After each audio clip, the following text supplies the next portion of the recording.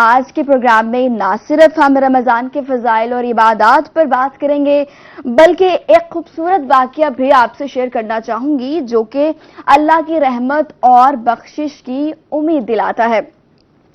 حضرت موسیٰ علیہ السلام کے زمانے میں ایک شخص تھا جو بہت ہی گنہگار تھا اور بہت زیادہ گنہگار ہونے کی وجہ سے جب دنیا سے رخصت ہوا تو وہاں کے تمام لوگوں نے کہا کہ یہ تو بہت گنہگار شخص ہے، اس کو تو دفنانا بھی نہیں چاہیے، اس کا تو جنازہ بھی نہیں پڑھنا چاہیے۔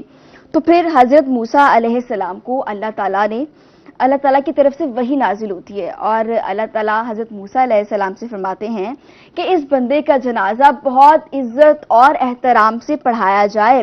حضرت موسیٰ علیہ السلام نے عرض کیا کہ یا اللہ، یہ بندہ تو بڑا گنہگار ہے، تو کیسے آپ اس پر اتنے مہربانی کر رہے ہیں، تو آپ اس پر رحمت اپنی نازل فرما رہے ہیں؟ اللہ تعالیٰ نے فرمایا کہ یہ بندے نے اپنی ساری زندگی میں بہت گناہ کیے ہیں، لیکن مرتے وقت اس نے اپنے دل میں سچی توبہ کی اور اس کی سچی توبہ مجھے اس طرح پسند آئی، اور اس نے جو اپنی آخری وقت تھا اس کے جو ندامت کے الفاظ تھے وہ مجھے اس طرح پسند آئے کہ میں نے اس کو بخش دیا۔ تو یہ چیز ہے جو اللہ تعالیٰ کو ان کی پسند آئی، اور ہم بھی یہی سیکھیں گے اس رمضان میں کہ یہ مغفرت کا مہینہ ہے، یہ رحمت کا مہینہ ہے، جہنم سے نجات کا مہینہ ہے، اور ہم نے اللہ تعالیٰ سے اپنی بخشش کروانی ہے، اپنے تمام گناہوں کی بخشش کروانی ہے۔ ایک سچی توبہ، ایک چھوٹی سی توبہ، اپنی گناہوں کی اس چھوٹی سی سچی توبہ، ندامت ان پر ہونا بھی اللہ تعالیٰ کو بہت پسند ہے، اور اس پر وہ آپ کو بخش دے گا کیونکہ اللہ کی رحمت بہت بڑی ہے۔ اسی کے ساتھ ساتھ ہماری اس ٹرانسمیشن میں تلاوت قرآن پاک سے آغاز کیا قاری حافظ محمد حق نواز سعیدی صاحب نے۔ السلام علیکم، کیسے ہیں آپ؟ الحمدللہ، بہت شکریہ آپ کا۔ اور رمضان کا چوتھا روزہ ہے، ہم چوتھے روزے میں داخل ہو چکے ہیں اور تقریباً ہاف سے زیادہ وقت بھی گزر چکا ہے۔ آپ کو چوتھا روزہ بہت مبارک ہو۔ خیر مبارک، آپ کو بھی مبارک ہو۔ خیر مبارک۔ اسی کے ساتھ ساتھ دوسرے ہمارے مہمان ہیں، ڈائبٹالوجسٹ ہیں ڈاکٹر بلال افضل۔ السلام علیکم، کیسے ہیں سر آپ؟ بہت شکریہ آپ کا، آپ کو بھی رمضان کا چوتھا روزہ بہت بہت مبارک ہو۔ اور سر آپ سے ہی آغاز کر لیتے ہیں۔ کہتے ہیں کہ شوگر کے مریضوں کے لیے روزہ رکھنا فائدہ مند ہے یا نہیں فائدہ مند؟ ہم 2 دن پہلے بھی قاری صاحب اسی پر بات کر رہے تھے۔ کچھ بیماریاں ایسی ہوتی ہیں جن میں آپ روزے رکھ سکتے ہیں، کچھ بیماریوں کی نوعیت ایسی ہوتی ہے کہ آپ روزے نہیں رکھ سکتے، تو جو ڈائبٹیز کے پیشنٹ ہے کیا وہ روزہ رکھ سکتے ہیں؟ جی دیکھیں، جو روزے کا کانسیپٹ ہے یہ بہت پہلے اسلام 1400 سال پہلے یہ جو انٹرمیٹنٹ فاسٹنگ کا کانسیپٹ ہے نا، یہ دے دیا گیا تھا۔ انٹرمیٹنٹ فاسٹنگ کہ آپ ایک خاص وقت کے لیے اپنے آپ کو بھوکا رکھتے ہیں، اور اس بھوکا رکھنے کا فائدہ کیا ہوتا ہے کہ آپ کے جسم سے جو فالتو کولیسٹرول ہے، آپ کی شوگر ہے، آپ کا بلڈ پریشر ہے اور آپ کا وزن ہے، یہ ساری چیزیں کم ہوتی ہیں۔ تو یہ کانسیپٹ تو بہت پہلے دے دیا گیا تھا۔ اپنے پیٹ کو بھوکا رکھتے ہیں تو یہ ساری چیزیں نیچے آتی ہیں کہ آپ کا کولیسٹرول بھی کم ہوگا، آپ کے گلوکوز لیولز بھی بہتر ہوں گے اور آپ کا وزن بھی کم ہوگا۔ تو شوگر کے مریضوں کے لیے روزہ رکھنا منع نہیں ہے، لیکن کچھ کنڈیشنز ہیں جن کو پورا کرتے ہوئے روزہ رکھا جا سکتا ہے۔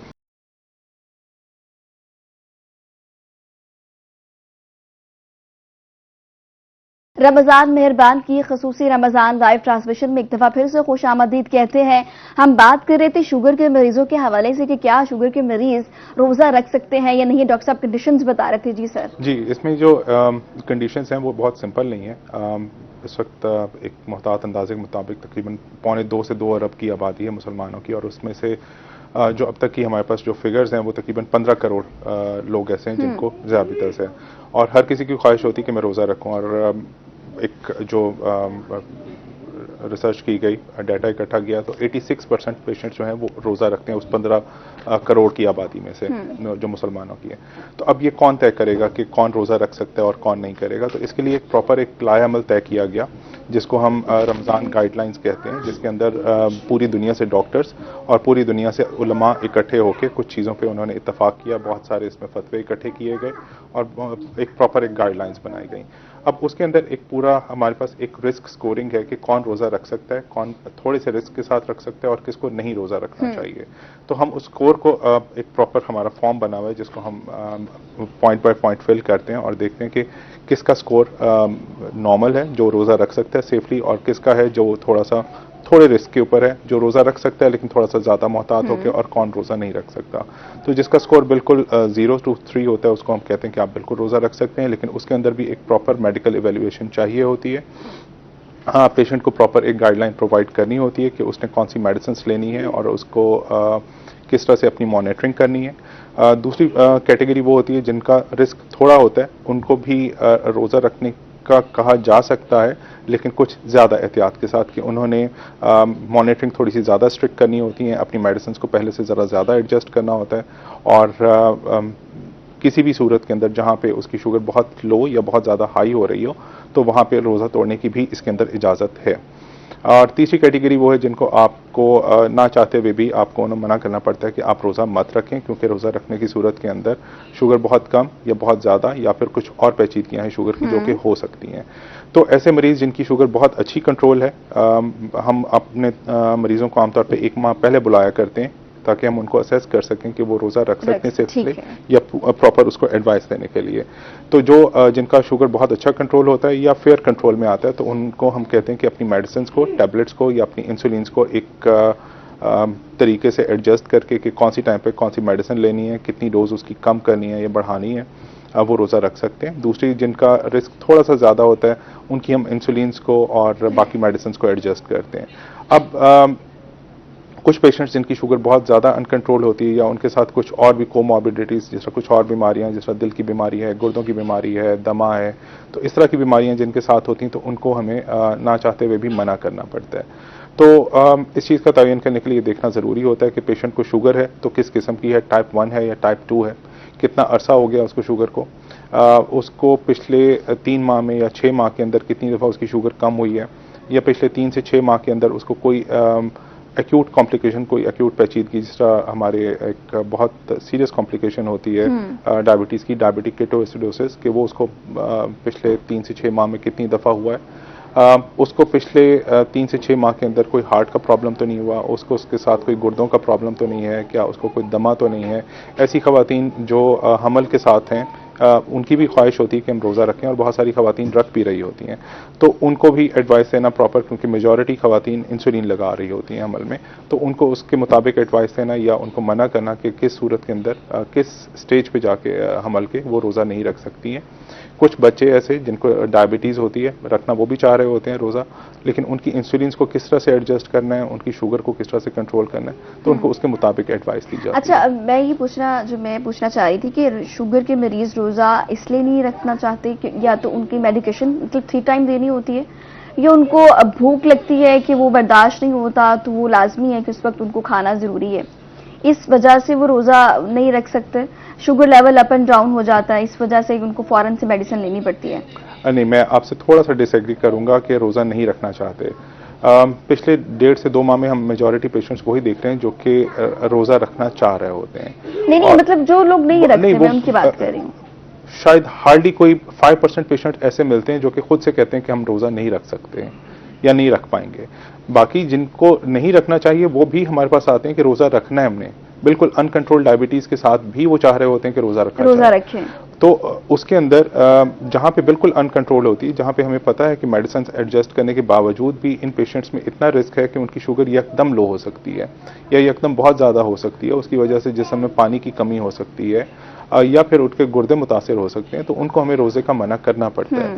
تو اور جو روزہ رکھ سکتے ہیں اور جو رکھنا چاہتے ہیں ان کی میڈیسنس کو ہم ان کے مارننگ اور ایوننگ کی ڈوز کے حساب سے ایڈجسٹ کرتے ہیں، کہ بہت ساری میڈیسنس ایسی ہوتی ہیں جو ان کو روزے میں اگر ہم لیتے ہیں 12 سے 14 گھنٹے جب ہم کچھ نہیں کھا پی رہے ہیں تو اس میں چانسز ہوتے ہیں کہ شوگر بہت لو ہو جائے گی، تو ان کو ہم ریپلیس کرتے ہیں ڈفرینٹ میڈیسنس کے ساتھ، ایسی میڈیسنس جو یکدم سے شوگر کو لو مت کریں.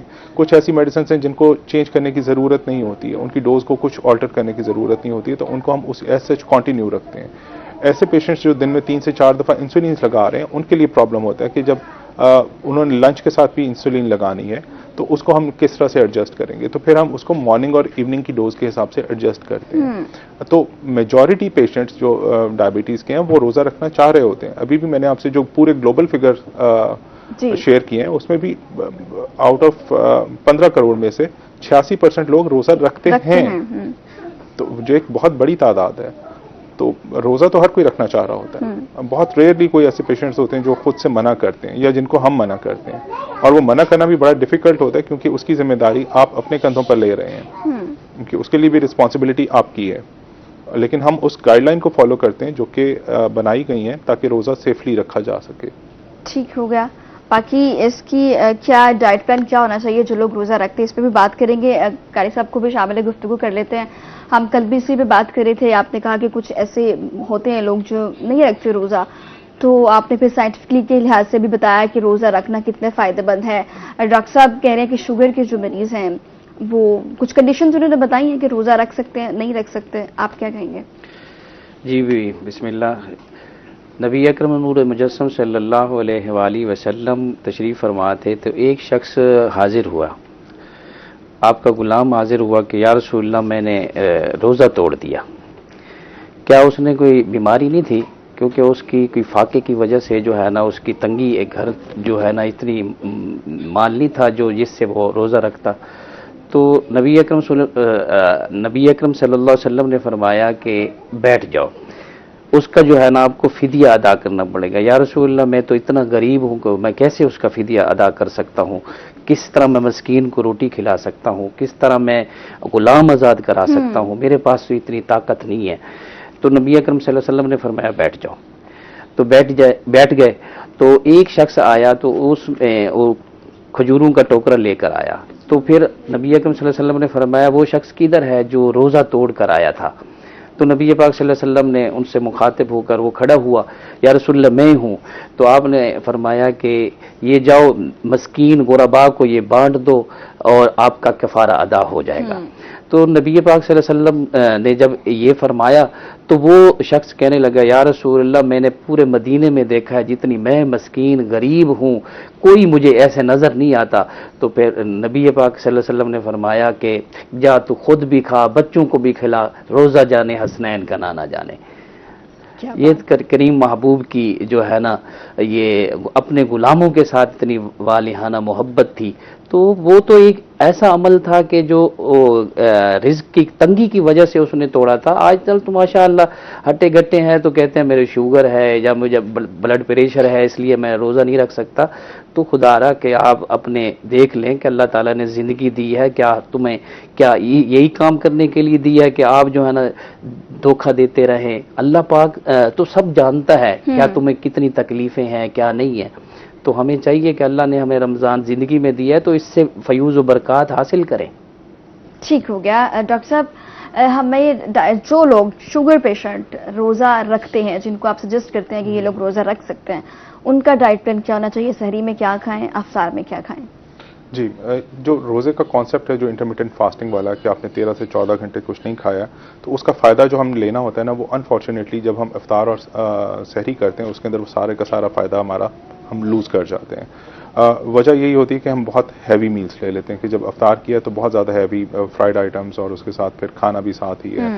اب جو رواج ہے بوفے کرنا ہے اس کے ساتھ آپ کو پتہ ہے کتنا زیادہ کھایا جاتا ہے. پھر اسی طرح سے سحری کے اندر بھی یہ بوفے ہو رہے ہیں, تو اس کے اندر ہم اوور ایٹنگ کر کے جو فائدہ ہم نے روزے کا لینا ہے وہ تو ختم ہو گیا. وہاں پہ جو آپ کی جسم کو اس سے فائدہ ملنا تھا وہ ختم ہو گیا.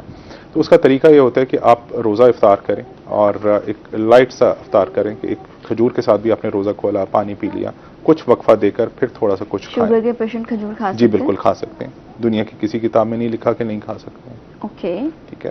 ہم تو اپنے سارے پیشنٹس کو کہتے ہیں کہ کھجور کے ساتھ ہی روزہ کھولیں, کیونکہ اس ٹائم پہ شوگر لو ہو رہی ہوتی ہے. جب افطاری کا وقت آیا پیشنٹ نے میڈیسن لی ہوئی ہے, انسولین لگائی ہوئی ہے, تو اس ٹائم پہ آ کے اس کے شوگر لیولز کافی ڈراپ ہو چکے ہوتے ہیں. تو اس وقت اس کو ایسی چیز چاہیے ہوتی ہے جو کہ اس کے گلوکوز لیولز کو فوری طور پہ مینٹین کریں. تو اس میں کھجور سے بہتر کچھ نہیں ہوتا. ٹھیک ہے. تو کھجور کے ساتھ روزہ افطار کر کے پانی کا گلاس لے کے اس کے بعد ٹھیک ہے.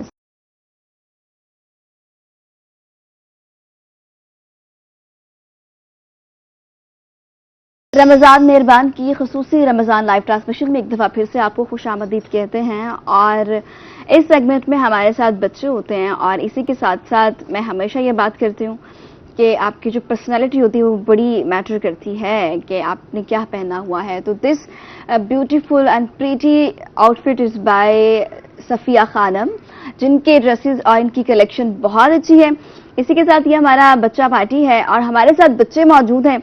इनसे बात करते हैं किस किस ने रोजा रखा है, किस किस ने छोटा रोजा रखा है, चिड़ी रोजा, और किस किस ने बहुत बड़ा रोजा रखा है। अस्सलाम वालेकुम। वालेकुम अस्सलाम। क्या नाम है आपका? ज़ैनब। ज़ैनब। ज़ैनब रोजा रखा है? जी। कौन से वाला? बड़ा। बड़ा? कितना बड़ा होता है बड़ा रोजा? मगरिब के कितना बड़ा? इतना इतना इतना कितना बड़ा होता है? इसको ऊपर करो। अच्छा ये बताओ क्या सुनाओगी? मैं सूरत सुनाओ। बिस्मिल्लाहिर्रहमानिर्रहीम। सूरतुन वत्तीन मक्किया वत्तीनी वज़्ज़ैतून वत्तूरि सीनीन वहाज़ल बलदिल आमीन लक़द ख़लक़नल इंसाना फ़ी अहसनि तक़वीम। सदक़ल्लाहुल अज़ीम। जज़ाकल्लाह। आपका क्या नाम है? हरीम। हरीम, बहुत प्यारा नाम है। अच्छा आप क्या सुनाओगी? कलमे। सुनाओ। पहला कलमा तैयब तैयब मैंने पाक ला इलाहा इल्लल्लाह मुहम्मदुर रसूलुल्लाह। माशाल्लाह। इस छोटी सी बच्ची का क्या नाम है? हरम। हरम, इतना प्यारा हाँ। नाम। हरम रोजा रखा था आज? हाँ जी। अच्छा, कौन सा रोजा रखा था? छोटा वाला चिड़ी रोजा कि बड़े वाला? छोटा। छोटा रोजा। अफ्तार कर लिया? अच्छा ठीक है, क्या सुनाओगी? रब्बी ज़िदनी इल्मा। वाह माशाल्लाह। ठीक है, आगे दे दो, आगे माइक आगे दे दो। आपका क्या नाम है? माइक पकड़ लो। क्या नाम है? अब्दुल। अच्छा ठीक है, आप पढ़ तो लिया अब आपने। क्या नाम है आपका? अब्दुल्ला। क्या सुनाओगे? हस्बी रब्बी। सुनाओ सुनाओ। हस्बी रब्बी जल्लल्लाह माफी कल्बी गैरुल्लाह नूरे मुहम्मद सल्लल्लाह ला इलाहा इल्लल्लाह। माशाल्लाह। आपका क्या नाम है? हुनैन। हुनैन। आपका क्या नाम है? आगे दे दो, माइक आगे दे दो। उसामा। उसामा। अच्छा, इस छोटे बच्चे का क्या नाम है? इसको दो माइक, इसको। क्या नाम है आपका? नैन। क्या? ज़ैन। ज़ैन। अच्छा, आप ब्लू शर्ट वाला, आपका क्या नाम है? हसनैन। हसनैन। और आपका? अनीस। आपका? सुभान। क्या सुनाओगे जुबान? श्रिया चंदे की दुआ। श्रिया चंदे की दुआ। अल्लाह अकबर। श्रिया चंदे की दुआ। सुभान अल्लाह। माशाल्लाह, वेरी गुड। ठीक है साहब, बच्चे तो बड़े अच्छे हैं। माशाल्लाह। मेरे ख्याल में बच्चे ने और भी बहुत सारी चीजें याद की होती हैं। हाँ। और रोजे भी ये बड़े रखते हैं और इनके रोजे इतने बड़े होते हैं। हाँ जी हाँ जी। जो छोटी छोटी बच्ची ने जो दुआ पढ़ी है ना, रब्बी ज़िदनी इल्मा, अल्लाह मेरे इल्म में इजाफा फरमा। तो ये माशाल्लाह अल्लाह ताला सबके बच्चों के इल्म में इजाफा फरमाए। और दूसरी बेटा आपने सूरत शुरू की है तो आपने औज़ु बिल्ला भी पढ़नी होती है, ठीक है?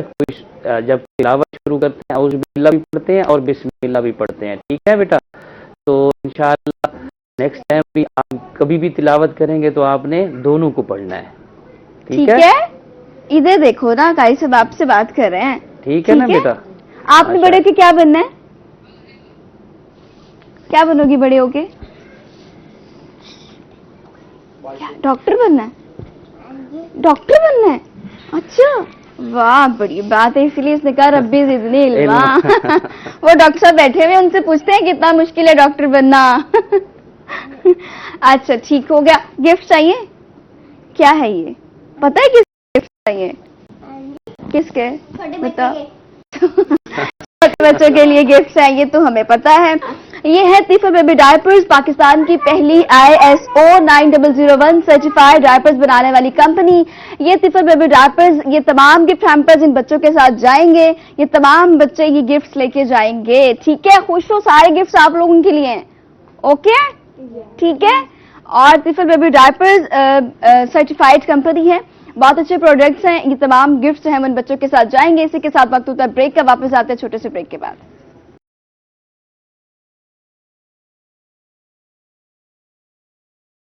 मेहरबान की खसूसी रमजान लाइव ट्रांसमिशन में एक दफा फिर से खुश आमदीद कहते हैं। डॉक्टर साहब हमारे साथ मौजूद है। डॉक्टर साहब, शुगर के पेशेंट को कब कब अपनी शुगर चेक करनी चाहिए, शुगर लेवल चेक करना चाहिए? क्योंकि मेरे ख्याल में वो काफी टाइम हो चुका होता है तो वो बहुत सुस्ती का शिकार होते हैं, नहीं चेक करते, फिर एकदम से देखते हैं कि शुगर हाई या बहुत डाउन हो जाती है उनकी। जी, जिस तरह हम रूटीन के अंदर अपने पेशेंट्स को कहते हैं कि रूटीन में भी शुगर को चेक करना चाहिए, तो रोज़ा रख के शुगर को चेक करना ज़्यादा ज़रूरी है। तो हम कुछ डिफरेंट टाइमिंग्स पेशेंट को स्पेसिफाई कर देते हैं कि उन टाइमिंग्स में पेशेंट्स शुगर को चेक करें। अगर उनकी अच्छी कंट्रोल में है तो ज़रूरी नहीं कि उन तमाम टाइमिंग्स में चेक करें, लेकिन 1 या 2 टाइम पे ज़रूर चेक करें। जिस तरह जब सहरी करते हैं, सहरी करने से पहले या सहरी करने के 2 घंटे के बाद, फिर इसी तरह से मिड डे के अंदर 12 बजे के अराउंड, फिर 3 बजे के करीब, फिर अफ्तारी करने से पहले, अफ्तारी करने के 2 घंटे के बाद, या किसी भी टाइम पे जब उनको महसूस हो कि उनकी तबीयत नॉर्मल से अब नॉर्मल की तरफ जा रही है, कि शुगर या तो बहुत लो हो रही है, बहुत हाई हो रही है, पेशेंट्स को सिम्टम्स आ जाते हैं, तो उन टाइमिंग्स में पेशेंट किसी भी टाइम पे चेक कर सकते हैं। लेकिन जो टाइम मैंने आपको मेंशन किए हैं, उन टाइमिंग्स में देखना चाहिए शुगर को। उसके अलावा कि जब शुगर चेक की है तो कुछ कंडीशंस ऐसी हैं जिसमें रोज़ा तोड़ने की इजाज़त है। जिस तरह अगर पेशेंट शुगर चेक करता है दिन के किसी भी वक्त में और उसकी शुगर 70 या इससे कम है तो रोज़ा तोड़ने की इजाज़त है। ठीक है। या किसी भी टाइम में जब उसको शुगर लो होने की अलामात आ रही हैं कि एकदम से उसका जिस्म कांपना शुरू हो गया है, ठंडे पसीने आने शुरू हो गए हैं, या आंखों के आगे अंधेरा आ रहा है, चक्कर आ रहे हैं, या तबीयत बहुत ज़्यादा निढाल हो रही है कि पेशेंट कहता है कि मैं गिर रहा हूँ बिल्कुल, तो उस सूरत में भी रोज़ा तोड़ने की इजाज़त है। तीसरा ये कि जब शुगर उसकी बहुत हाई हो, बहुत सारे पेशेंट्स को खुद फील हो जाता है या चेक करने के ऊपर पता चलता है कि शुगर बहुत हाई है, और हाई होने का जो लेवल है वो 300 या अबव हो किसी भी टाइम पे, तो रोज़ा तोड़ने की इजाज़त है। इस सूरत में होता है कि जिस्म में पानी की बहुत शदीद कमी हो जाती है जो कि गुर्दों को मुतासिर कर सकती है, तो उससे बचने के लिए फिर रोज़ा तोड़ने की इजाज़त दी गई है इसके अंदर। तो इसलिए रोज़ा रख के शुगर को चेक करते रहना चाहिए। अब शुगर को लो और हाई होने से अवॉइड कैसे करना है आपने? उन चीज़ों का इस्तेमाल करें खुराक के अंदर जो कि आपकी शुगर को मेंटेन करने में हेल्प करती हैं, बजाय उनके जो कि फौरी तौर पे तो शुगर को बढ़ा देती हैं, लेकिन लॉन्ग टर्म के अंदर मतलब पूरे दिन के 24 घंटे के अंदर शुगर को मेंटेन नहीं कर पाती हैं। एक्चुअली हम डाइट वो लेते हैं जो नहीं लेनी चाहिए, जैसा शुगरी ड्रिंक्स हैं, सोडाज, फ्राइड चीज़ें जो पेट को एकदम से भर तो देती हैं और कैलोरीज भी फौरी तौर पे बहुत ज़्यादा प्रोवाइड कर देती हैं, फौरी तौर पे शुगर को ज़्यादा हाई कर देती हैं। उनकी बजाय उन चीज़ों का इस्तेमाल करना चाहिए जो कि लो शुगर कंटेंट रखती हैं, एकदम से शुगर को बॉडी के अंदर फैला नहीं देती, फौरी तौर पे शुगर को रिलीज़ नहीं कर देती, जिनका हम कहते हैं कि ग्लाइसेमिक इंडेक्स लो है। तो उन चीज़ों का इस्तेमाल करें। पोर्शन साइज़ को छोटा रखें कि आपने एक ही वक्त में इकट्ठा जब अफ्तार कर रहे हैं तो बहुत ज़्यादा मत खा लें। आपने रोज़ा खोला है और उसके साथ आप कोई फ्रूट्स ले लें। फ्रूट्स ले सकते हैं, जो मीठे फ्रूट्स हैं। बिल्कुल, फ्रूट सारे मीठे होते हैं, लेकिन जैसे आम होता है वो बहुत ज्यादा मीठा है, खजूर का आपने कह दिया कि वो आप ले सकते हैं। कुछ फ्रूट्स लिए जा सकते हैं, जिस तरह आजकल सेब, अमरूद, नाशपाती, पपीता, अभी मौसमी, माल्टा ये मौजूद है मार्केट में, अगले दिनों में आड़ू, ये सारी चीज़ें ली जा सकती हैं। लेकिन केला, गरमा, खरबूजा, तरबूज, इनको अवॉइड करना। आम ठीक है, बस मैं ये पूछना चाहती थी, जब मौसम होगा तो इनको अवॉइड करने की ज़रूरत है। अब मीठा एक कॉन्सेप्ट है, अब रोटी है उसमें शुगर ज़्यादा है, सेब है उसमें शुगर कम है, तो मीठे का ताल्लुक एक्चुअली शुगर कंटेंट के साथ नहीं होता, वो एक टेस्ट है। तो फ्रूट्स का फ्रूट सैलड ले लिया या वैसे सैलड, वेजिटेबल सैलड ले लिया, कुछ थोड़ा सा वक्फा दे के आप इशा की नमाज उससे पहले या उसके फ़ौरन बाद आप अपना खाना खाएं, जिसमें रोटी लाजमी खानी चाहिए, क्योंकि रोटी जिसको हम कॉम्प्लेक्स कार्बोहाइड्रेट्स में गिनते हैं वो आपकी शुगर को मेंटेन करने में हेल्प कर रही होती है। चावल का इस्तेमाल भी कर सकते हैं, खासतौर पे ब्राउन राइस का। बाकी जो सब्जियां, दाल, मीट है, जिस छोटा गोश्त, मुर्गी, मछली, ये इस्तेमाल किए जा सकते हैं। इन चीज़ों का, दालों का इस्तेमाल किया जा सकता है। आप कोई मिल्क प्रोडक्ट्स लेना चाहते हैं, डेयरी प्रोडक्ट्स जो हैं, दूध, दही, लस्सी, इसका इस्तेमाल कर सकते हैं। पानी का इंटेक अच्छा रखना चाहिए सहरी से अफ्तारी के दरमियान के इंटरवल में। पोर्शन साइज को कम रखें। आपने अफ्तारी की है, उसके बाद आपने अपना डिनर किया है 3 से 3.5 घंटे के बाद, फिर रात सोने से पहले आपने दूध का कप ले लिया, और उसके बाद सहरी के अंदर भी इन्हीं चीज़ों का इस्तेमाल करें कि रोटी लाजमी खाएं डायबिटिक पेशेंट्स, क्योंकि ये आपके कॉम्प्लेक्स कार्बोहाइड्रेट शुगर को मेंटेन करने में और शुगर को एकदम लो होने से बचा रहे होते हैं। ठीक हो गया। ہماری سیگمنٹ کا وقت بھی اختتام کو پہنچ چکا ہے، اور اسی کے ساتھ ساتھ ہمارے جو دونوں مہمان ہیں مرحبا گل بہار کے گفٹ ہیمپرز ہیں، یہ دونوں جو ہمارے دونوں گیسٹ کے ساتھ جائیں گے۔ اسی کے ساتھ ساتھ کیونکہ سیگمنٹ کا وقت ختم ہو گیا، ڈاکٹر صاحب آپ کا بہت شکریہ، اور آپ کا سر بہت شکریہ کہ آپ نے ہمیں وقت دیا، اور یہ گفٹ ہیمپرز ہیں مرحبا گل بہار کے، یہ جائیں گے آپ کے ساتھ، اور اسی کے ساتھ ساتھ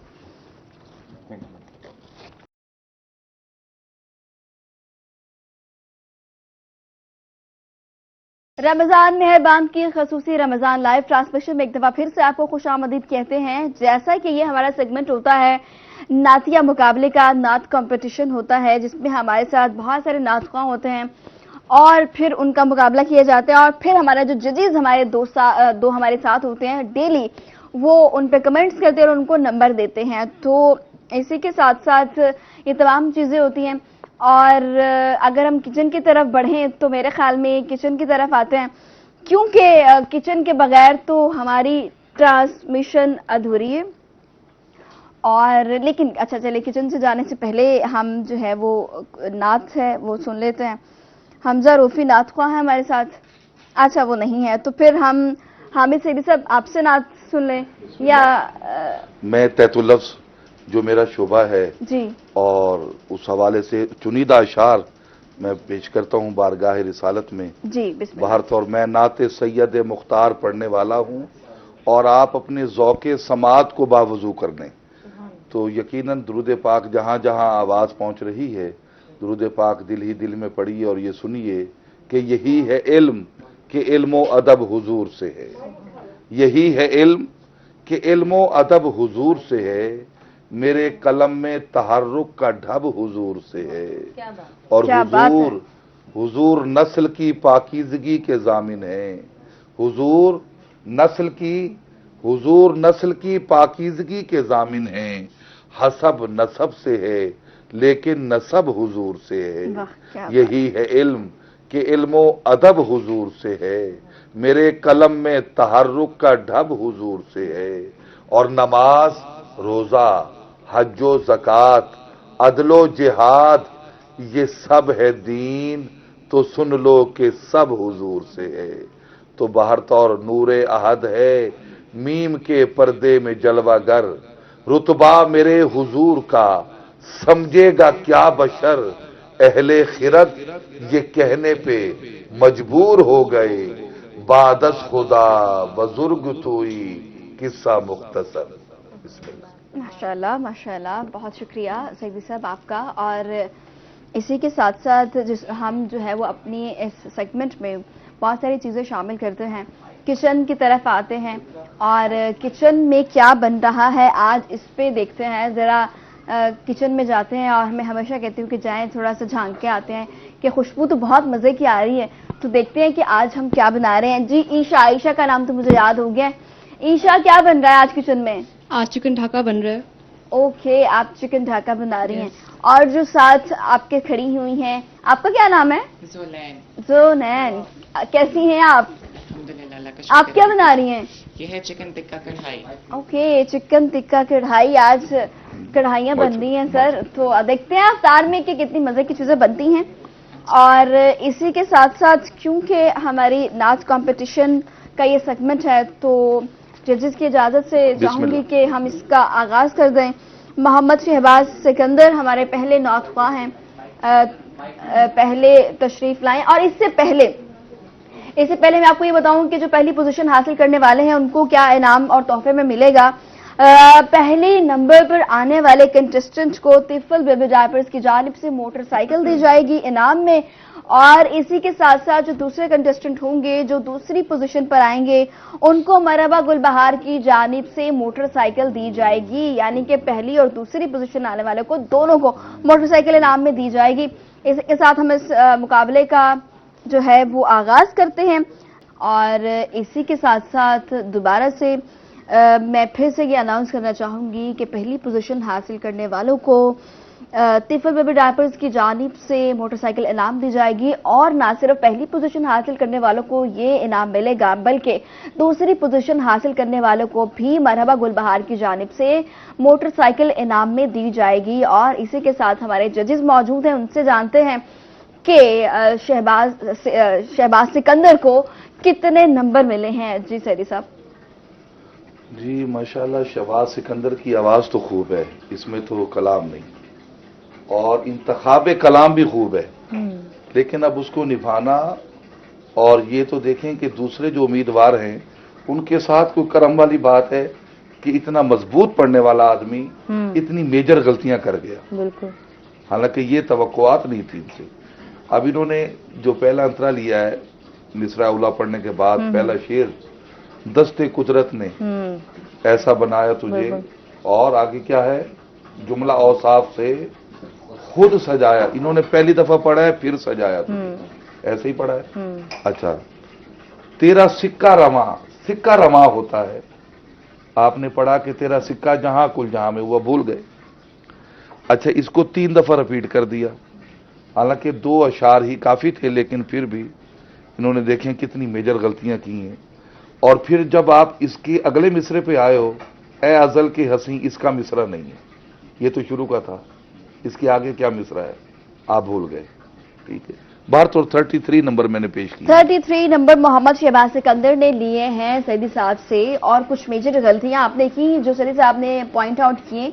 امید کرتے ہیں کہ آگے آپ کے لیے بہتر ہوگا, یہ سیکھنے کا مرحلہ ہے آپ کے لیے بھی, آپ یہاں سے بہت کچھ سیکھ کے جائیں گے, اور یہ جو غلطیاں کی اگلی بار نہیں کریں گے تو انشاءاللہ آگے بہتر ہوگا.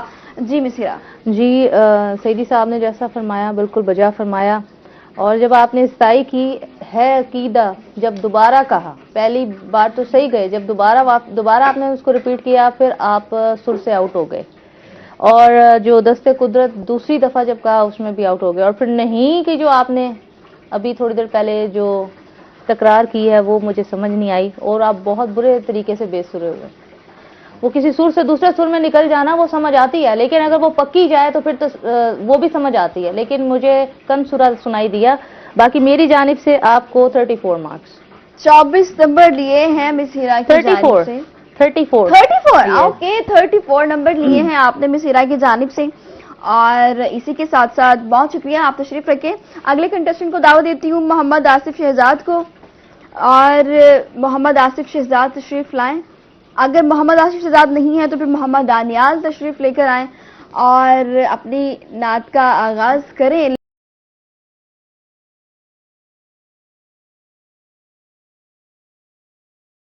دانیال اتنی پیاری آواز ہے, کب سے پڑھ رہے ہو نعت؟ کب سے, جب آپ چھوٹے تھے؟ ابھی بھی تو چھوٹے ہو. اچھا, کہ کہاں سے سیکھا آپ نے نعت پڑھنا؟ بہت پیاری نعت پڑھتے ہو آپ. میں اپنی مما اور پاپا سے مما اور بابا سے بہت پیاری نعت پڑھی آپ نے. جی سیدی صاحب. ماشاءاللہ جی, بچے نے خوب پڑھا ہے, اور اتنی کم عمر ہو کے اور اتنی ماشاءاللہ پختگی کے ساتھ, اور انتخاب کلام بھی خوب ہے ماشاءاللہ. اگر آپ کو موٹر بائک مل گئی تو کیا کرو گے؟ آپ تو چلا ہی نہیں سکتے. پھر کیا کرو گے؟ پھر رکھو گے کہ جب بڑا ہوں گا پھر چلاؤں گا. ٹھیک ہے, بابا چلائیں گے اور آپ پیچھے بیٹھ کے جاؤ گے, ہے نا. جی کتنے نمبر ملے ہیں ان کو؟ جی 34 نمبر. 34 ماشاءاللہ. ماشاءاللہ 34 نمبر ملے ہیں آپ کو. جو یہ سمجھے نا, جو اس کی معصومیت ہے, اور پھر اس نے بالکل نعت میں یوں سمجھے کہ اپنے آپ کو غرق کر دیا, اور بڑی بڑی محبت کے ساتھ. آج جی دیکھی تھی, ٹھہراؤ دیکھا تھا, ماشاءاللہ ادب. اور لفظ ایک بھی غلط نہیں ہوا. بالکل. لیکن بیٹا جس کے نہیں, جس کی تھی, جس کے مقدر میں, تو اس کو اتنا بڑھا نہیں دینا لفظ کو کہ اس کا مزہ ہی جاتا رہے. ہم دعا لکھتے رہے, وہ دغا پڑھتے رہے, ایک نقطے نے محرم سے مجرم کر دیا. واہ واہ واہ, تو کیا ایسا بات ہے. بار تو ٹھیک ہے. جی مسیرہ. جی ماشاءاللہ بہت اچھا پڑھا دانیال آپ نے. اللہ پاک آپ میں ایسے ہی جستجو جاری و ساری رکھے, آمین. اور آپ کے سوز و گداز میں مزید اضافہ فرمائے. تھوڑی ایک جگہ پر تھی معاملات تھوڑے سے, لیکن پھر بھی آپ کو میں نے دیے 35 مارکس. 35 نمبر لیے ہیں محمد دانیال نے. بہت اچھے نمبر ہیں آپ کے, پتہ ہے آپ کو. ٹھیک ہے, اوکے، اور ہم اپنے اب اگلے کنٹestant کو دعوت دینا چاہیں گے.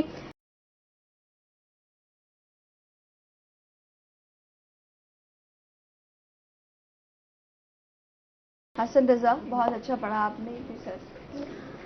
حسن رضا ماشاءاللہ اچھا پڑھنے والا ہے، لیکن میں حیران ہوں. اچھا، یہ پہلی بات تو یہ ہے کہ ہم نے دو چار جو اس میں قاعدے قانون بنائے جائزہ نعت میں کہ مقابلے میں جو بھی آئے گا وہ گانے کی طرز پہ نہیں ہوگی، تضمین شامل نہیں ہوگی. یہاں تضمین شامل ہے. نعت جو بیسک ہے وہ اعلی حضرت کا کلام ہے جی، کہ واہ کیا جود و کرم ہے شہ والا تیرا. یہ کلام اعلی حضرت ہے. کلام کا انتخاب خوب ہے، لیکن اور جو تضمین ہے وہ بھی مضبوط ہے صاحبزادہ نصیر الدین نصیر گولڑوی کی. لیکن یہ مقابلہ نعت ہے، جائزہ نعت ہے. اس میں تضمین یا تو پھر سب تضمین پڑھیں، سب کا مقابلہ اس طرح ہو، پھر جا کے اس میں ہم ججمنٹ کر سکیں. لیکن پھر بھی آپ سے میں نے دوسرا کلام دانستہ سنا کہ شاید آپ اس پہ تھوڑی سی توجہ فرمائیں گے. تو ابھی یہ کلام پڑھا گیا، شہباز نے غالباً پڑھا، تو اس نے بہت اچھا پڑھا. وہ تو میجر غلطی ہوئی کہ انہوں نے بھول گئے وہ، لیکن آپ سے زیادہ مضبوط پڑھا. بہرطور یہ ہم نے پہلے کہا کہ سیکھنے سکھانے کے مراحل ہیں، تو یہاں سے جو بھی ہے وہ ترویج نعت، تبلیغ نعت، تقدیس نعت اور شعور نعت لے کے جا رہا ہے. 30 نمبر میں پیش کروں گا. ٹھیک ہے. 30 نمبر. سعید صاحب کی طرف سے 30 نمبر ملے ہیں، اور ہم ہمیشہ ایک بات کرتے ہیں کہ یہ مرحلہ سیکھنے کا ہے، ہمارے لیے بھی، آپ کے لیے بھی. آپ لوگ یہاں سے بہت کچھ سیکھ کے جائیں گے. اور اسی کے ساتھ مس ہیرا، آپ کتنے نمبر دیتے ہیں؟ جی حسن، آپ نے کوشش تو اچھی کی، لیکن کہیں پہ بھی مجھے پختگی نہیں دکھائی دی آپ کی پڑھائی میں. باقی میری جانب سے یہ ہے کہ 25 مارکس ہیں. مزید محنت کریں، آپ کو مزید پالش کی ضرورت ہے. جزاک اللہ. بہت شکریہ آپ کا.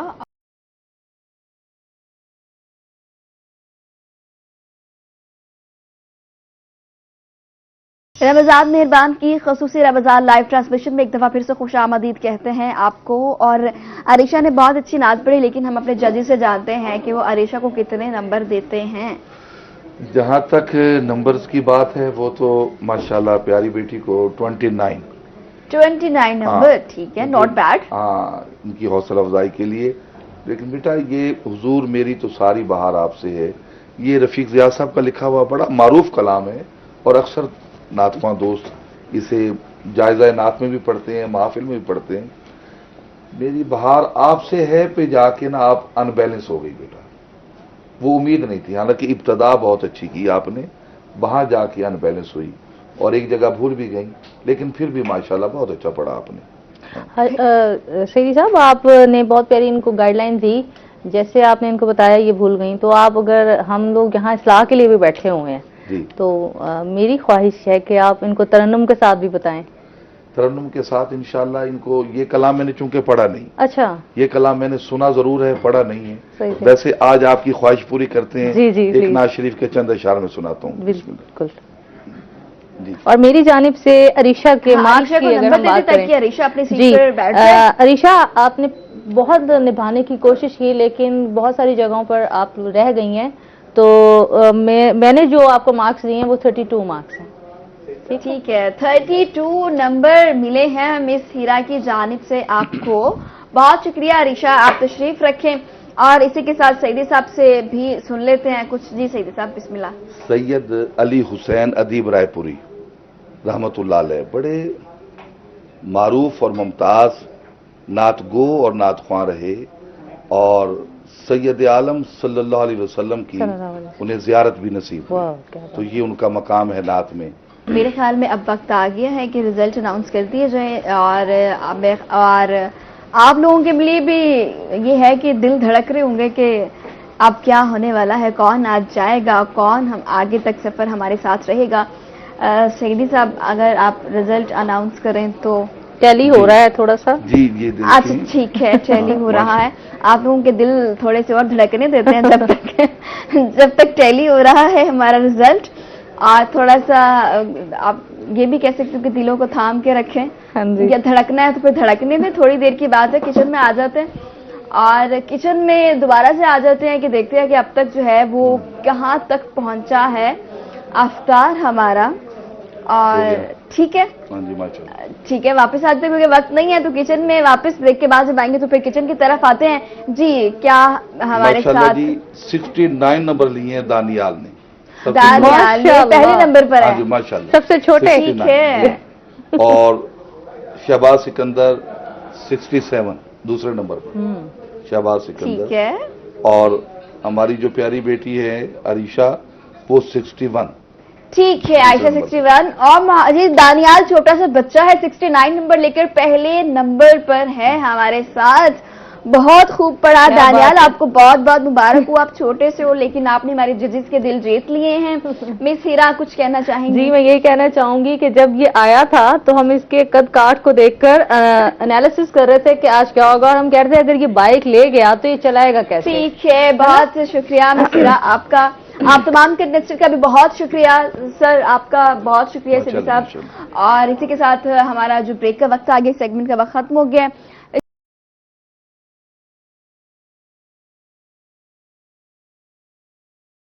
رمضان مہربان کی خصوصی رمضان لائیو ٹرانسمیشن میں ایک دفعہ پھر سے آپ کو خوش آمدید کہتے ہیں. اور اس سیگمنٹ میں ہمارے ساتھ اسلامک اسکالرز ہوتے ہیں, ان سے ہم بات کرتے ہیں. اور کیونکہ ہمارا ایک ٹاپک ہوتا ہے ڈیلی ہم اس پہ بات کرتے ہیں, اور جو آج کا ہمارا ٹاپک ہے طب نبوی پر ہے. اور اس پہ آج ہم بات کریں گے اس حوالے سے جن اسلامک اسکالرز نے ہمیں جوائن کیا ان کا تعارف آپ سے کروا دیتی ہوں. سب سے پہلے ہمارے ساتھ موجود ہیں انجینئر علامہ کاشف حسین حیدری, اسلامک اسکالر ہیں. السلام علیکم, کیسے ہیں آپ؟ بہت شکریہ آپ کے تشریف آوری کا, اور آپ کو کیونکہ آج چوتھا روزہ ہے, آپ کو چوتھا روزے کی بہت بہت مبارکباد. خیر مبارک آپ کو بھی اور خیر تمام مبارک. اور حاضرین اسی کے ساتھ ساتھ تشریف فرما ہے علامہ عبدالواجد, اسلامک اسکالر. السلام علیکم, کیسے ہیں آپ ٹھیک ہیں؟ الحمدللہ, اور بہت شکریہ آپ نے وقت دیا. اور اسی کے ساتھ ساتھ چوتھا روزہ آپ کو بھی بہت بہت مبارک ہو. آپ کو بھی, وہ سب سننے والوں کو اور دیکھنے والوں کو بھی مبارک ہو. خیر مبارک. اسی کے ساتھ آپ اسے پروگرام کا آغاز کر لیتے. طب نبوی صلی اللہ علیہ وآلہ وسلم کیا ہے اور اس کی اہمیت کیا ہے, کیونکہ ہمارا آج کا ٹاپک بھی یہی ہے. نحمدہ ونصلی علی رسولہ الکریم, اما بعد فاعوذ باللہ من الشیطان الرجیم, بسم اللہ الرحمن الرحیم. ان اللہ یحب التوابین ویحب المتطہرین. قال النبی صلی اللہ علیہ وسلم الطہور شطر الایمان او کما قال. آپ کا ہمارا ٹاپک ہے طب نبوی صلی اللہ علیہ وسلم. طب نبوی جو ہے یہ اسلامی طب کی ایک شاخ ہے جس میں آپ صلی اللہ علیہ وسلم کے ارشادات, اعمال اور رہنمائی پر مبنی ہے. اور یہ طب صرف جسمانی بیماریوں کے لیے نہیں بلکہ روحانی, نفسیاتی اور سماجی صحت کے لیے بھی اس میں بہترین اصول جو ہیں وہ نمایاں میسر ہیں جو آپ صلی اللہ علیہ وآلہ وسلم نے ہمیں بتائے. اور اسلام جو ہے وہ پاکیزگی کا مذہب ہے. اسلام صحت اور تندرستی چاہتا ہے اور پاکیزگی چاہتا ہے. تو سب سے پہلے صحت کی نشانی یہی ہے کہ انسان صاف ستھرا رہے. تو رب تعالیٰ قرآن مجید میں فرماتے ہیں کہ ان اللہ یحب التوابین و یحب المتطہرین, مجھے توبہ کرنے والے اور پاک صاف رہنے والے لوگ پسند ہیں. تو اسی لیے آپ صلی اللہ علیہ وسلم نے پھر یہ حدیث فرمائی تھی کہ الطہور شطر الایمان, کہ صفائی جو ہے وہ ایمان کا حصہ ہے. ایک اور حدیث ہے یہ شطر الایمان, یہ اس کا حصہ ہے. اور دوسری جگہ پھر آپ نے فرمایا کہ الطہور نصف الایمان, کہ صفائی جو ہے وہ آدھا ایمان ہے, صفائی ایمان کا حصہ ہے.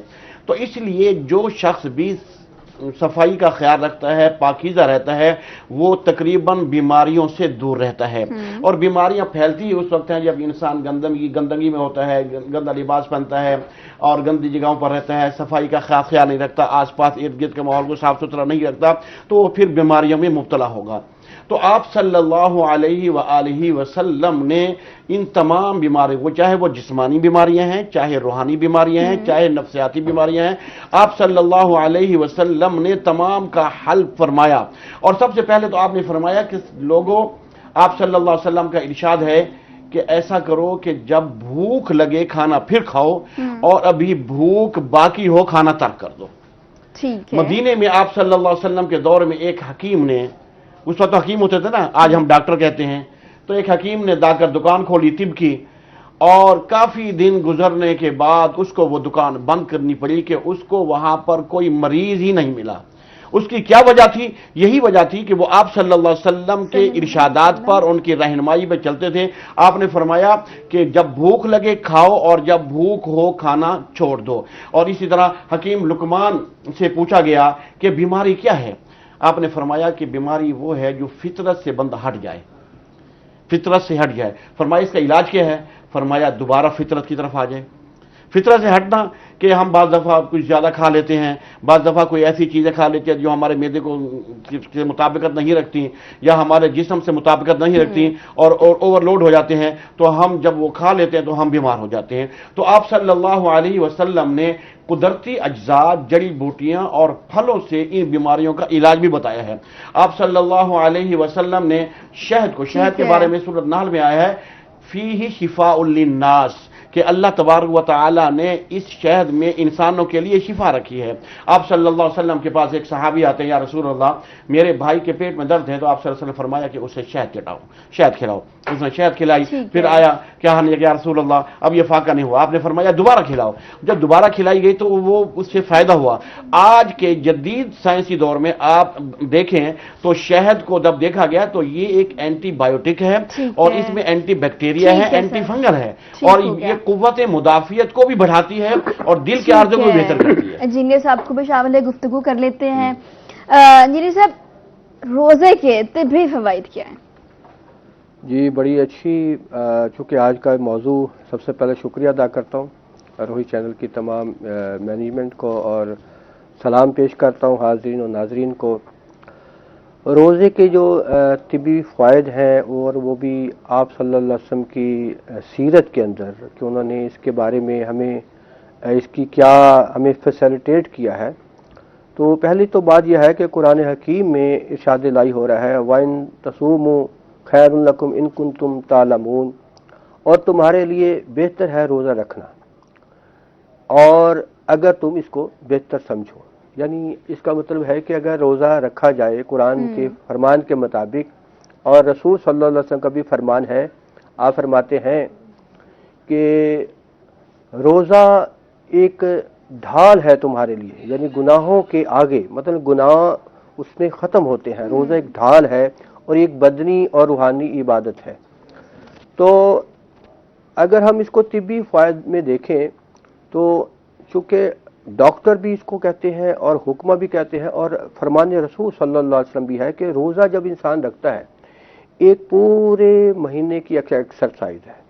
यानी अगर हम पूरे साल देखें 11 महीने, 11 महीनों में इंसान जो खाना खाता है, बेतदाली करता है, लेकिन रोज़ा जो है जब रखता है तो उसके अंदर मतलब इंसान के जो निज़ाम है, निज़ाम दुरान खून है, तनफ्फुस का निज़ाम है, उसके अंदर बेहतरी आ जाती है। ठीक है इंजीनियर साहब, माज़ियत चाहती हूँ क्योंकि ब्रेक का वक्त हो गया और मुल्तान और उसके मज़ाफ़ात में इफ्तार का वक्त भी हुआ चाहता है।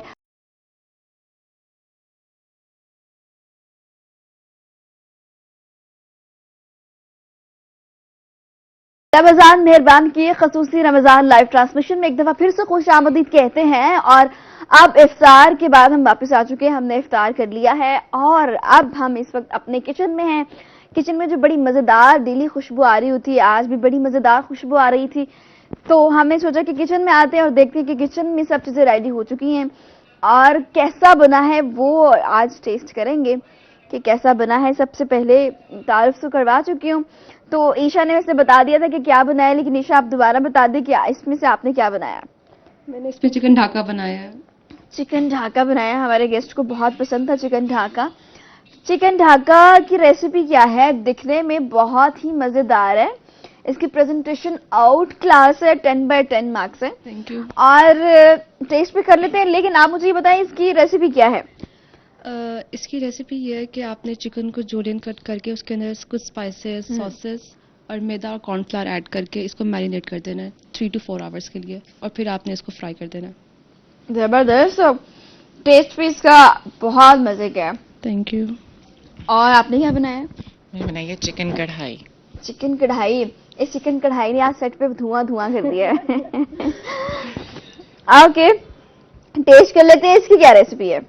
इसकी रेसिपी ये है कि पहले आपने चिकन को चिकन टिक्का मसाला जो घर में बनाना है उससे प्रिपेयर करना है, मैरिनेट करना है और फिर क्रीम वगैरह ऐड कर ना इसको आपने पकाना है। बहुत मजे का और बारबेक्यू वाला टेस्ट आ रहा है इसका, बहुत मजे का। वो बारबेक्यू टेस्ट कोयले के भाप से आ रहा है। ओके, इसी के साथ हमारा किचन ना मुकम्मल होता है। तहफ्फुज ऑयल और बनस्पति के बगैर हमारा किचन जो है वो बिल्कुल अधूरा है। ये तमाम खाने जो बनाए गए हैं तहफ्फुज बनस्पति और कुकिंग ऑयल में बनाए गए हैं। तहफ्फुज बनस्पति और कुकिंग ऑयल की खसूसियात क्या हैं, ये आज थोड़ी सी मैं आपको वैसे तो रोज शेयर करती हूँ ताकि आप लोगों को पता हो कि तहफ्फुज ऑयल का इस्तेमाल क्यों करें और हम अपने किचन में तहफ्फुज ऑयल का इस्तेमाल क्यों करते हैं। तहफ्फुज बनस्पति खालिस और कुदरती अज्जा से तैयार किया जाता है जो सेहत के लिए बहुत ज्यादा मुफीद है। तहफ्फुज बनस्पति खानों को मजेदार बनाता है, जैसे कि ये खाने बहुत मजेदार हैं। इसमें शामिल अज्जा सेहत के लिए मुफीद है, जिस्म को तवानाई फराहम करते हैं और इसके अलावा इसकी शेल्फ लाइफ बहुत ज्यादा है, ज्यादा देर तक काबिले इस्तेमाल है। जो भी खवातीन किचन में मौजूद होती है ना उनको सबसे ज्यादा प्रॉब्लम ये होती है कि जो ऑयल होता है ना वो ऑयल जो इस्तेमाल कर रही होती है क्या उसकी शेल्फ लाइफ है, क्या उसको ज्यादा देर तक इस्तेमाल कर सकते हैं। तो तहफ्फुज ऑयल ऐसा है और इसका जो घी है वो भी ऐसा है कि उसकी शेल्फ लाइफ बहुत ज्यादा देर तक आप उसको इस्तेमाल कर सकते हैं। इसी के साथ जहां प्यार वहां मरहबा गुलबहार, बचपन से ही हमारा फेवरेट ये लाल शरबत फलों फूलों और खालिस अज्जा जड़ी बूटियों से तैयार करदा ये मरहबा गुलबहार हमारे किचन में लाजमी है। मेरे ख्याल में घर घर में ये पाया जाता है मरहबा गुलबहार। इसी के साथ साथ कौथम का भी बहुत शुक्रिया, आप दोनों का बहुत शुक्रिया, बहुत मजे के खाने बनाए हैं आप दोनों ने। और इसी के साथ आपको यहाँ पर आके कैसा लगा? बहुत अच्छा लगा। बहुत अच्छा, मजा आया एक्सपीरियंस। माइक किधर आप लोगों का? ये रहा माइक।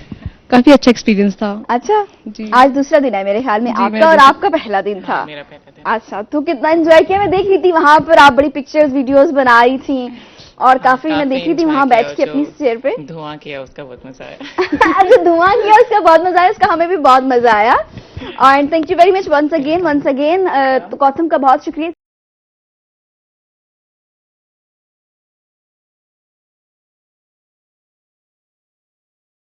रमजान मेहरबान की खसूसी रमजान लाइव ट्रांसमिशन में एक दफा फिर से खुशामदीद कहते हैं आपको। और हम बात करें तिब्बे नबी सल्लल्लाहु अलैहि वसल्लम पे, तो अल्लामा साहब तिब्बे नबी सल्लल्लाहु अलैहि वसल्लम और जदीद टेक्नोलॉजी जदीद मेडिकल साइंस में क्या फर्क है? बिस्मिल्लाहिर्रहमानिर्रहीम। तिब्बे नबी सल्लल्लाहु अलैहि वसल्लम आपने बीमारियों के इलाज के लिए जो अज्जा पहले बताए थे, आज साइंस उनकी तायीद कर रही है कि ये वाकई इस बीमारी के लिए मुफीद है। आप सल्लल्लाहु अलैहि वसल्लम ने सबसे पहले शहद का कहा, तो आज जदीद साइंस कहती है कि इसमें एंटी बैक्टीरिया है, एंटी फंगल है और ये दिल की बीमारियों के लिए बहुत मुफीद चीज़ है। और इसी तरह आप सल्लल्लाहु अलैहि वसल्लम ने जैतून के बारे में फरमाया था, कुरान में जितने भी है वत्तीन वज़ैतून, कि अल्लाह तबारक व तआला जिस चीज की कसमें खा रहा है आपको क्या अंदाजा कि वो कितनी अहमियत की हामिल है, जिसकी अल्लाह कसम खा रहा है। तो जैतून आप सल्लल्लाहु अलैहि वसल्लम ने फरमाया कि जैतून का इस्तेमाल से एक तो हाजमा ठीक रहता है और दूसरा कोलेस्ट्रॉल नहीं बढ़ता और तीसरा जो है ये इससे जिल्द बेहतर होती है। तो आज की जदीद साइंस ने भी तहकीक की है कि वाकई जैतून जो है वो कोलेस्ट्रॉल की नफी करता है, उसको नहीं बढ़ने देता और उसको इत्तेदाल में रखता है। तो इसी तरह आप सल्लल्लाहु अलैहि वसल्लम खजूर को देखें, खजूर का भी आज से जदीद साइंस कहती है कि इसमें आयरन है। आप सल्लल्लाहु अलैहि वसल्लम फरमाया करते थे कि जिसके घर में खजूर है वो भूखा नहीं हो सकता, क्योंकि खजूर में इतनी ताकत है, कुव्वत मुदाफियत है और आयरन है कि सहाबाए किराम रिजवानुल्लाह ताला अलैहिम अजमईन बाज मर्तबा तो दो दो खजूरें एक एक खजूर खाकर जिहाद किया करते थे और एक खजूर से सहरी किया करते थे, एक खजूर से बाज़ इफ्तार भी किया करते थे। तो खजूर में इतनी ताकत, कुव्वत मुदाफियत भी है, इसमें आयरन भी है, इसमें ताकत भी है। तो आप सल्लल्लाहु अलैहि वसल्लम ने फरमाया कि कलवंजी सिवाय मौत के इसमें हर बीमारी के लिए शिफा है। वाह क्या बात है। कलवंजी में कलवंजी में اس لیے تو میں نے دیکھا ہے اکثر خواتین کو گھروں میں وہ سالن ہانڈی میں ڈالنے کے لیے کلونجی کا استعمال لازمی کرتی ٹیسٹ ہیں، میں بھی بڑی مزے کی ٹیسٹ بھی لگتی ہے مزی وہ۔ ہے، لیکن حکم یہ ہے آپ نے فرمایا کہ یہ موت کے علاوہ ہر بیماری کے لیے اس کا علاج ہے۔ تو اسی طرح آپ صلی اللہ علیہ وسلم نے کچھ غذاؤں سے علاج بتائے، کچھ جڑی بوٹیوں سے بتائے، کچھ قدرتی اجزاء سے بتائے، اور اس کے علاوہ یہ تو جسمانی علاج ہیں۔ تو آپ صلی اللہ علیہ وسلم نے روحانی نفسیاتی علاج کے لیے بھی بہترین چیزیں بتائی ہیں۔ تو آپ صلی اللہ علیہ وسلم نے فرمایا کہ روحانی علاج کے لیے آپ نے فرمایا کہ تمہارے لیے نماز سب سے بہترین عبادت بھی ہے اور تمہاری جسم کے لیے بہترین طریقہ ہے اور تمہارے جسم کی تندرستی کا ایک نمونہ ہے۔ نماز کیا ہے؟ نماز میں ہم جب نماز پڑھتے ہیں تو یہود و نصارہ یا انگریز ہمیں کیا کہتے ہیں؟ وہ کہتے ہیں یہ ایکسرسائز کر رہے ہیں، اور ایکسرسائز جو ہے وہ صحت کے لیے کتنی مفید ہے، بہت مفید ہے، ٹھیک ہے نا؟ اب جب آپ انسان وضو کرتا ہے تو آپ یقین کریں کہ جب وضو کرتا ہے تو انسان جب تھکا ہوا ہوتا ہے، تھکاوٹ ہوتی ہے، وضو کرنے کے ساتھ ساتھ اس کی تھکاوٹ ختم ہو جاتی ہے۔ ختم ہو جاتی آپ یہ ہے۔ کبھی خود تجربہ کرنا، جب انسان ہاتھ دھوتا ہے، پاؤں دھوتا ہے، منہ دھوتا ہے تو اس کی تھکاوٹ خود بخود، دور ہو یعنی کہ جاتی جسم ہے۔ کی تھکاوٹ اور جسم میں جو درد ہے ایک وضو کرنے سے ہی ختم ہو گیا۔ پھر اگر کوئی کمی پیشی رہ گئی، جب آپ نماز پڑھتے ہیں، آپ نماز میں قیام کرتے ہیں، رکوع بھی کرتے ہیں، سجود میں بھی جاتے ہیں، اور رکوع بھی متوازن ہوتا ہے، سجود کا بھی طریقہ آپ صلی اللہ علیہ وسلم نے بتایا کہ اس طرح سے رکوع ہو کہ پیٹھ بالکل برابر ہو، سجدے میں جائیں تو اس طرح جائیں۔ تو آپ نے جو طریقے بتائے ہیں اس سے انسانی صحت اس سے بہت بہتر ہو جاتی ہے، اور اس لیے آپ صلی اللہ علیہ وسلم بلکہ اللہ تعالیٰ نے نماز کو فرض قرار دیا، اور آپ صلی اللہ علیہ وسلم فرض نماز کے علاوہ آپ ساری رات نفل ادا کیا کرتے تھے۔ قیام بہت لمبے لمبے ہوتے تھے، رکوع بہت لمبے لمبے ہوتے تھے، سجود بہت لمبے لمبے ہوتے تھے۔ صحابہ کرام رضوان اللہ تعالیٰ علیہم کہتے تھے، اور حضرت عائشہ رضی اللہ تعالیٰ عنہا فرماتی تھی کہ لمبا اتنا سجدہ ہو جاتا تھا کہ ہم گھبرا جاتے تھے کہ آپ کو کچھ ہو تو نہیں گیا۔ تو یہ چیزیں، نماز جو ہے یہ انسان کو تندرست، صحت مند اور توانا رکھتی ہے۔ اسی طرح آپ صلی اللہ علیہ وسلم نے روحانی علاج بھی بتائے ہیں کہ اگر تمہیں کوئی پریشانی ہو، کوئی غم ہو، آپ صلی اللہ علیہ وسلم نے فرمایا، ایک بہت پیاری چیز آپ کو بتا رہا ہوں، آپ صلی اللہ علیہ وسلم نے فرمایا کہ لا حول ولا قوت الا باللہ، جو یہ پڑھتا ہے اللہ تبارک و تعالی اس کے 99 بیماریوں کو دور فرما دیتا ہے، اور اس میں ایک بیماری جو سب سے اہم ہے وہ کم ہے، یعنی کہ کم سے کم جو بیماری ہے وہ اس کا رنج و علم ہے۔ حالانکہ رنج و علم کتنی بڑی بیماری ہے، آپ نے فرمایا کہ رنج و علم جو کم سے کم رنج و علم ہے اس میں وہ بھی شامل ہے کہ اس کے 99 بیماریوں سے اس کی بہت ساری بیماریوں کا علاج بھی ہے۔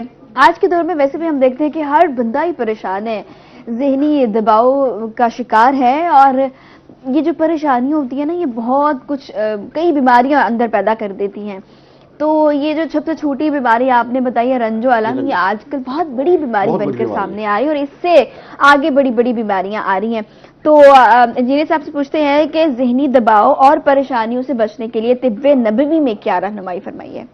بسم اللہ الرحمن الرحیم، یہ بہت اہم سوال ہے اور میرا خیال وقت کی بہت زیادہ اہم ضرورت ہے کہ ہر دوسرے بندے کو اور اگر ہر دوسرے نہیں تو کم سے کم کوئی نہ کوئی آپ کو ایسا ضرور سوسائٹی میں بندہ مل رہا ہے کہ جو سٹریس میں ہے، جو اس کو مطلب پریشرائز ہے، مطلب سوسائٹی کی وجہ سے، یا گھریلو ٹینشن ہے، یا پھر اکنامکلی ایشوز ہیں، یا اور بھی بہت سارے مورل ایسے ایشوز ہیں جس کی وجہ سے انسان سٹریس میں ہے، پریشر بہت زیادہ لیا ہوا ہے۔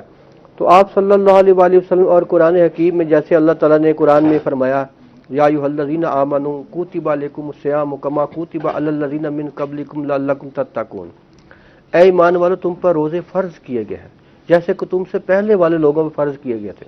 کس لیے؟ کیوں؟ وجہ کیا ہے؟ ریزن کیا؟ کاز کیا ہے آخر یہ روزے فرض کیے جیسے کہ تم سے پہلے والے لوگوں پر، پہلی امتوں یعنی پہلے نبی جو ہیں گزرے ہیں ان کی امتوں پہ بھی روزے فرض کیے تھے۔ وجہ کیا تھی؟ کاز کیا تھے؟ ریزن کیا تھی؟ ریزن کیا تھی؟ لعلکم تتقون، تاکہ تم پرہیزگار بن جاؤ، تاکہ تم متقی بن جاؤ، تاکہ تمہارے اندر جو حیوان ناطق ہے وہ دم توڑ جائے، کیونکہ انسان چلتا پھرتا حیوان ناطق ہے۔ یہ جب ہم علم حاصل کرتے ہیں، کس لیے علم حاصل کرتے ہیں؟ اگر ایک عالم بنتا ہے وہ بیسیکلی اندر کا جو انسان ہے اس کو ایکسپوز کیا جاتا ہے۔ اگر ایک ڈاکٹر بنتا ہے وہ ڈاکٹر نہیں ہوتا، وہ اصل میں اندر کا جو انسان اس کو ایکسپوز کیا جاتا ہے۔ اگر انجینئر بنتا ہے اندر کے انسان کو، وہ اصل میں انجینئر تو بنتا ہے یہ ساری چیزیں مادیت کی طرف لے کے جاتی ہے، لیکن بیسیکلی جو کام ہے وہ یہ ہے کہ اندر کا جو انسان، اصل جو انسان ہے اس کو باہر نکالنا. اگر اس کو باہر نہیں نکالیں گے تو آپ حیوان ناطق کہلائیں گے. اور آپ جانتے ہیں کہ جو حیوان ہے اس کے اندر کتنی شدت ہوتی ہے، اس کے اندر کتنی بربریت ہوتی ہے. وہ خون بعض اوقات اکثر آپ دیکھا خون خوار درندے مطلب اس صفت میں بھی موجود ہوتے ہیں. تو ہمیں یہ ایسا ہوا کیوں ہے؟ اس لیے ہے کہ ہم روزہ رکھتے ہیں لیکن روزے کے مفہوم کو نہیں سمجھتے. ہم نے روزہ رکھا لیکن اس کے مفہوم کو نہیں. روزہ ہے کیا؟ اور یہ ہمیں دباؤ کے مطلب بندے روزہ بھی رکھ رہے ہیں لیکن پھر بھی دباؤ میں ہے، سٹریس میں ہے، پریشانی میں ہے، مختلف قسم کے پرابلمز نے ان کو ہولڈ کیا ہوا، ٹریپ کیا ہوا. وجہ کیا ہے؟ وجہ یہ کیا ہے کہ روزہ رکھنا اور بات ہے، روزے دار ہونا اور بات ہے، اور نماز پڑھنا اور بات ہے، نمازی ہونا اور بات ہے، قرآن پڑھنا اور بات ہے، قرآن قاری ہونا اور بات ہے، عالم ہونا اور بات ہے، علم ہونا اور بات ہے. رسول صلی اللہ علیہ وسلم کی فرمان کو سننا اور اس کو بیان کرنا اور بات ہے، لیکن ان فرامین پہ عمل کرنا اور بات ہے. کیا ہوا؟ 30 روزے آپ نے رکھے ہیں لیکن آپ کے اندر پرہیزگاری نہیں آئی. آپ نے 30 روزے رکھے ہیں، آپ نے قرآن پڑھا ہے، آپ نے زکوٰۃ دی ہے، لیکن اندر کی جو چیزیں ہیں، اندر کا جو انسان وہ اجاگر نہیں ہوا، جس کی وجہ سے آپ ذہنی دباؤ کا شکار ہو گئے ہیں. اور نہ صرف خود ہیں بلکہ معاشرے میں جہاں کہیں بھی جائیں گے وہ دباؤ کے ساتھ لے کے جائیں گے.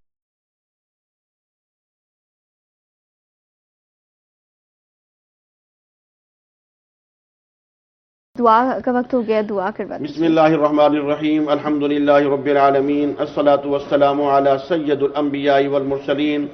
اے الہ العالمین، یہ روزین سلسلہ کس رمضان شریف میں شروع کیا ہوا ہے مختلف ٹاپک پر لوگوں کو بتانے کا، اور تاکہ لوگوں کی معلومات میں اضافہ ہو، لوگوں کو فائدہ ہو. اے اللہ اس چینل کو دین دنیا ترقی نصیب فرما، ان میں کام کرنے والوں کے